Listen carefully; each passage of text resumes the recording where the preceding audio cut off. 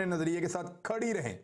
वैसे ये जो पैसे देने लेने की बात होती है ना, अगर किसी बंदे ने वाकई एक्सपोज करना है तो पैसे लेके टेबल पे रखे कि जी ये देखें करोड़ों रुपया मुझे फलां बंदे ने दिया है, ये अभी थोड़ी देर पहले मुझे दिया, ये पैसा आपके सामने पड़ा हुआ है, अब मुझे बताएं कि मैं अपना ज़मीर बेच दूं और वो पैसा वहीं से डोनेट कर दे।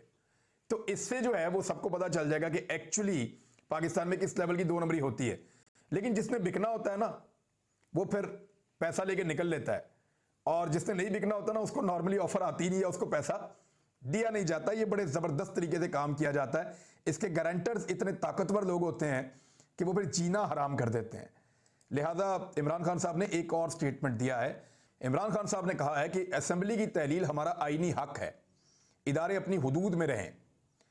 और ये वकला से बात कर रहे थे इमरान खान साहब, तो आईनी काम है, मैं आईनी काम कर रहा हूं, मेरा हक है कि मैं असेंबली में तहलील करूं, कोई गैर कानूनी काम नहीं कर रहा। गवर्नर पंजाब का इकदाम गैर कानूनी है, तमाम इदारों को अपने हद में रहकर काम करना होगा। और उन्होंने कहा रूल ऑफ लॉ जब तक मुल्क में नहीं होगा मुल्क तरक्की नहीं कर सकता। अमेरिका की गुलामी से निकलने के लिए मुल्क में इंसाफ का निज़ाम बहाल होना और तमाम इदारों को अपनी हद में रहते हुए काम करना होगा। दूसरी जानिब एक और काम जो है वो स्पीकर ने भी कर दिया है। स्पीकर पंजाब असेंबली ने गवर्नर को हटाने के लिए सदर मुमलिकत को खत लिख दिया है। वैसे जो मैंने मुख्तलिफ लोगों से राय ली है, सदर मुमलिकत गवर्नर को हटा नहीं सकते, लेकिन इस पर एक्शन जरूर हो सकता है कि गवर्नर जो है वो गैर आईनी और गैर कानूनी काम अगर कर रहा है तो उनके खिलाफ कार्रवाई हो सकती है, उनके खिलाफ एक्शन हो सकता है, लेकिन सदर बराह रास्त उनको हटा नहीं सकते। ये मामला अदालत में भी जा सकता है। लेकिन यहां पे उन्होंने आइन के आर्टिकल 101 के सब आर्टिकल 3 के तहत सदर को इख्तियार है कि वो गवर्नर को घर भेज दें। ये राजा बशारत साहब का दावा है, वो ये कह रहे हैं।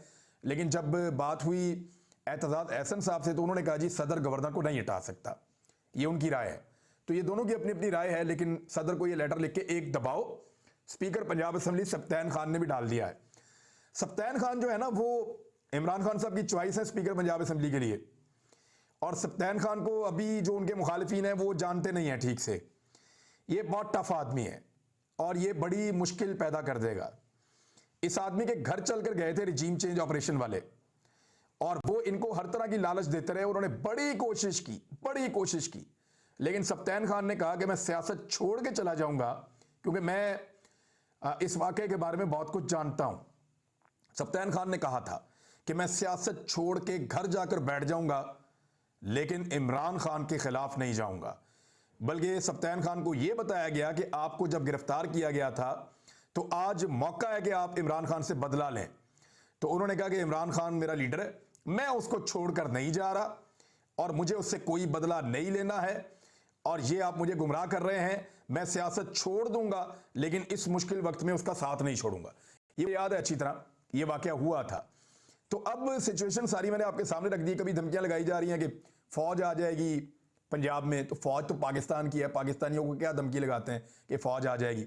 और वैसे भी फौज सूबाई हुकूमत बुला सकती है, 18वीं तरमीम के बाद वफाकी हुकूमत या गवर्नर पंजाब में फौज नहीं भिजवा सकते। उधर सदर आरिफ अलवी ने इजलास तलब कर लिया है कल के दिन जुमेरात को कौमी असम्बली का, जहां पे जाके पीटीआई के एमएनएज प्रॉपर जाके इस्तीफे देंगे और फिर वो मंजूर करने पड़ जाएंगे। तो सूरत बहुत तेजी से आगे की तरफ बढ़ रही है। ये जो 10 दिन है ये बड़े अहम 10 दिन है, और इन 10 दिनों के अंदर अंदर क्योंकि अदम एतमाद और एतमाद का वोट ये चीजें आ गई, वरना जुम्मे तक सब क्लियर हो जाना था। लेकिन अब जो ये 10 दिन है ये और अहमियत इख्तियार कर गए हैं, और ये ऊंट किस करवट बैठता है ये इन्हीं दिनों के अंदर फैसला हो जाएगा। और बड़ी डिटाई के साथ गैर आईनी हथकंडे अपनाते हुए, ताकत का इस्तेमाल करते हुए इस मुल्क पे कब्जा करना पड़ेगा अगर कब्जा बरकरार रखना है तो, वरना अगर आइन और कानून के मुताबिक चले तो फिर ये हाथ से निकल गया। अब तक के लिए इतना ही। अपना ख्याल रखिएगा, अपने इस चैनल का भी। अल्लाह हाफिज।